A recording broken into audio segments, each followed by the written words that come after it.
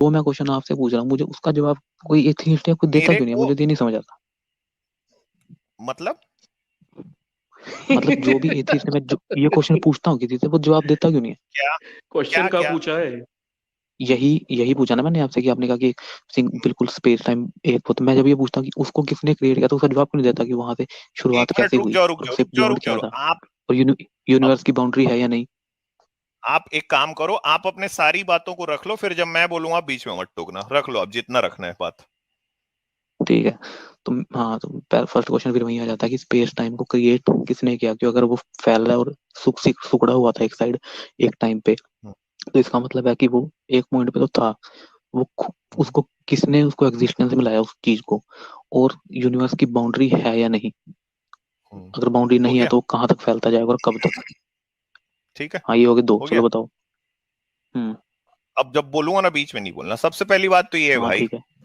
ये बात को कहना कि किसी चीज को क्रिएट किया गया है, ये ह्यूमन लैंग्वेज का इन्वेंशन है। ये मानव ने अपनी भाषा से इस शब्द का आविष्कार किया है कि किसी चीज को क्रिएट किया गया, उसका सृजन किया गया। ठीक है, पहली बात समझे। अब मानव हम्म। की जो भाषा होती है ना, विटकेंस्टाइन नाम का एक बहुत बड़ा फिलोसोफर हुआ है 20वीं सदी में। उसने ना एक बड़ी गजब की किताब लिखी है। उसको उस किताब का नाम है फिलोसॉफिकल इन्वेस्टिगेशंस। उस किताब में उसने लिखा कि मानव का जो ज्ञान होता है ना, ह्यूमन नॉलेज की लिमिट होती है उसकी लैंग्वेज, उसकी भाषा। मानव का जो ज्ञान है वो उसकी भाषा तक सीमित है। फॉर एन एग्जाम्पल, आपको ये नहीं पता है कि चीनी भाषा में सेब को क्या कहते हैं। आपका मन में जब भी विचार कभी उत्पन्न होते हैं तो वो चाइनीज भाषा में कभी नहीं होते। क्यों? क्योंकि आप चीनी भाषा को जानते नहीं हो। आजाद, इनको थोड़ा म्यूट कर दो यार, इनकी तरफ से आवाज आ रही है।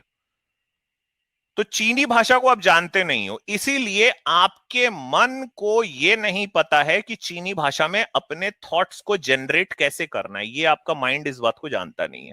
ठीक है, तो आपकी लिमिट वहीं तक है नॉलेज की जहां तक कि आपकी लैंग्वेज है। ठीक। अब एक वर्ड है क्रिएशन। क्योंकि हम क्या करते हैं कि हमको ये और ये वर्ड भी कब से आया है?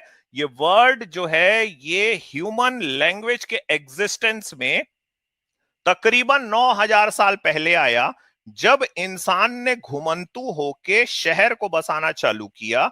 जो आज का सुमेरिया है, जो आज का इराक है, तो वहां पे सुमेरियन सभ्यता जो है जब ये बनने लगी, वहां वो क्या करते थे कि मिट्टी बड़ी बहुत ज्यादा वहां पे होती थी, जो गीली काली मिट्टी होती है, उनसे वो घड़े बनाना और उनसे वो टैबलेट्स बनाना उन्होंने शुरू किया। तो जब घड़े वगैरह बनने शुरू हुए ना, तो मानव के मन को यह लगा कि हम कुछ सृजन कर सकते हैं, कुछ क्रिएट करना इंसानों ने शुरू किया। उसके पहले तक सिर्फ जो स्टोन के टूल्स होते थे ना, पत्थर के औजार, वो ही बनते थे। और कभी अगर उसको कोई बात अगर लिखनी तो नहीं लिख पाते थे, तो वो जो गुफा है उसमें रॉक पेंटिंग्स बना दिया करते थे।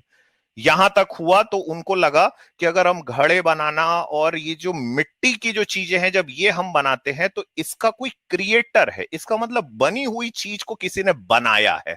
ठीक है, ये एक बड़े ही साधारण मन की ना परिभाषा है। उसको लगता है कि अगर कोई चीज है, अगर ये कुर्सी मेरे सामने में पड़ी है, तो वो वहीं से ही उसके 9000 साल पुराना एक जो चली आ रही है भाषा में हमारे एक शब्द घुसा हुआ है क्रिएशन, उसको बिल्कुल वो वहीं से ही वो उसको रिलेट करता है। उसको लगता है ये कुर्सी है तो ये कुर्सी को बनाने वाला भी कोई होगा। ठीक है, ये अगर ये खिड़की है तो ये खिड़की को बनाने वाला भी कोई, ये बिस्तर है इसको बिस्तर को बनाने वाला भी कोई है।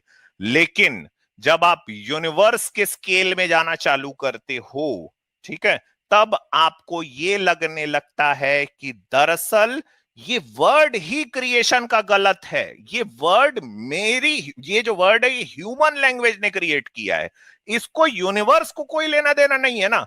कि आप ये कहो कि क्रिएशन क्यों हुआ, हां, अगर मैं ये कहूं कि भाई बिग बैंग क्यों हुआ है, एस्ट्रोफिजिक्स को ये बात पता नहीं है। ठीक है, लेकिन इसका यह मतलब नहीं है कि आप अपनी भाषा की जो जकड़न है उससे मतलब उस साइड से आप आओ और वहां पे आप कहो कि चूंकि यूनिवर्स है इसलिए इसको कोई बनाने वाला भी है।